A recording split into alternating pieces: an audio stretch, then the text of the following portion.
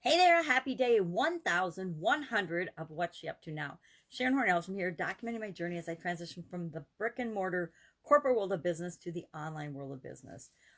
Made my ultimate transition in 2017, really didn't get started till 2018. I know that's bad to say, but 2017, I had some health challenges and it was a big year of learning and training and following uh, different shiny objects and going down different rabbit holes of learning different things.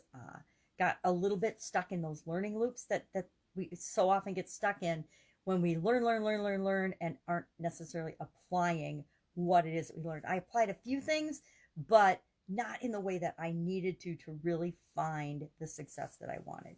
So 2018, I got rolling on a few other things. One of that which was publishing, doing videos, doing live videos. And as afraid as I was of doing those, I made myself do them, and I made myself do them every day. I'm trying to think if there's been one day that I did zero videos. That was Christmas Day of 2019. I was like so sick over that holiday season that was the one day I could not get myself to do any live videos. I was like between the bathroom and the couch and the bathroom and the couch for like 2 weeks, but that was the one day I couldn't do it. And so I guess I probably could have, but if you have to go throw up in the middle of the video, how many people are really going to want to watch that? No one, right? So I chose not to do it that day. This year's 365-day challenge is to do one thing every day that centers you. So it's about centering, mindfulness, getting to know yourself better. And and I think it's fun how some days it just seems like everything kind of aligns. So the challenge today was about you can never step in the same river twice because a river is always flowing and different. The water's always different as it's flowing. It's always different water molecules flowing. So that tied into there's no time like the present, meaning be present in the present moment was for supersize your business. So we talked about that. Also, did day one of this year's first Get Up and Go challenge. The month of February, we're going to do a 30 plus day challenge. It'll go into March. But for February, we started the challenge. And normally I'll start the challenge off, on this is what we're doing. This is how it lays out. This is a framework. But last night, as I was getting ready to do it, I realized and I looked at the last challenge. And on December 31st, which was the bonus day for the was it the fifth or sixth? Fifth, I think. 30 plus day Get Up and Go challenge in 2020. I did a day and I just brainstormed a list of lessons learned from 2020, because 2020 was a year of much change, many challenges in all areas and aspects of our life, not just, and all of us as human beings simultaneously being impacted with massive change.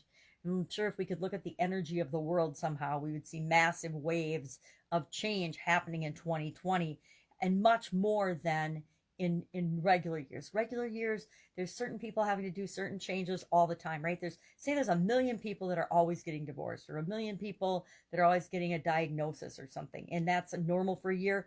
Well, last year, it would have been millions and millions and millions of people in physical areas and aspects of their life, financial areas and aspects of their life, mental, emotional, spiritual, as well as how they contribute, how they show up in the world, and what their relationships are. So this challenge, instead of starting off with that, I started off with the final day of 2020 and shared the lessons that I had learned, because I realized I hadn't done a very good job of carrying all of those lessons over into 2021. And I let certain things throw me off track in 2021 that I normally wouldn't. And there are lessons that I should have learned from 2020. And I don't know why I was expecting things to be different if I'm not different. And so I shared those. And I just brainstormed a list of 33, and I'm sure people all have their own lessons, but those were just things that I learned and I wanted to remember going forward. And so I wanted to start off this challenge remembering those lessons from last year so I can carry those forward with me. Hopefully I'll do a better job than I did in January. Not hopefully, I will do a better job in February and beyond than I did in the month of January. This is just, of course, a subjective personal evaluation, right? I did do a lot of the things that I learned and carried over, but there were some key things that I did not do that I know I need to stop in my tracks and get back on progressing toward what it is that I want and leaving what I don't want behind. So that was Get Up and Go Challenge. Again, there's a lot of those. You can catch that on the Get Up and Go Challenge page. I haven't posted it yet. I will do that after I'm done talking now, and I'll process those videos and get those out there. It'll be on the Get Up and Go Challenge page as well as the Get Up and Go Challenge private group. You're always welcome to join that group. And in there are all of last year's challenges, plus all of the times and the projects that we did in between. All of that information, all those videos are always out there and available to you if you just ask or just go Google and go look for them.